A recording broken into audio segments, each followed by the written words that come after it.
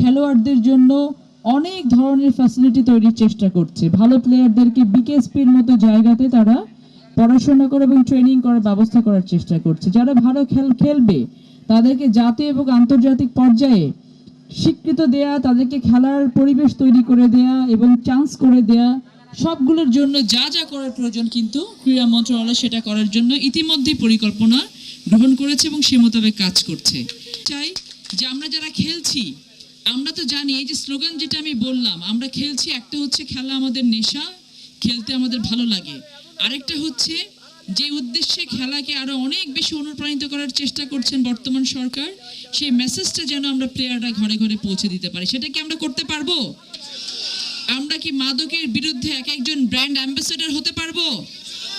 এই যে আজকে আমরা যে খেলাটা প্রাইজ মানি, যেটা খেলাটা পেলাম, এই প্রাইজটা নিয়ে আমরা যখন আমাদের এলাকাতে যাব, আমরা যশোরে যাব, লালপুরে যাব, আমাদের ঘরের আশেপাশে যে ঘরগুলো আছে, আমরা যেন প্রত্যেকে সেখানে ধরে ধরে দেখি যে কোথায় আমার ছোট ভাইটি অথবা বোনটি অথবা বন্ধুটি মাদকে আসক্ত হয়েছে, তাকে আমরা সেখান থেকে সরিয়ে নিয়ে আসার জন্য চেষ্টা করতে পারবো।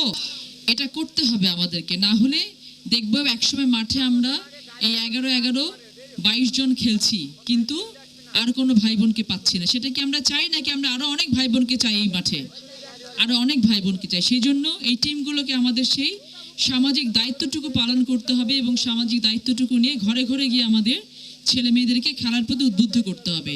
তোমরা দেখেছো বিগত যে নতুন কুড়িতে আমাদের লালপুরের, নাটোরের, গুরুদাসপুরের ছেলে মেয়েরা কত ভালো করেছে, তারা ভালো খেলছে। আমি যতটুকু জানি বাগাতিপাড়ার মহিলা বালিকা বোধহয় কাবাডি টিম, ওখান থেকে অনেকে বিকেএসপিতেও চান্স পেয়েছে পড়াশোনা করার জন্য। সো অনেক সুযোগ আছে, এই সুযোগটুকু আমরা নিতে পারবো তখনই যখন নিজেদেরকে আমরা যোগ্য প্রমাণ করতে পারবো এবং সকল ধরনের দুর্নীতির ঊর্ধ্বে থেকে সততার সাথে আমরা আমাদের কাজটা করে যেতে পারবো।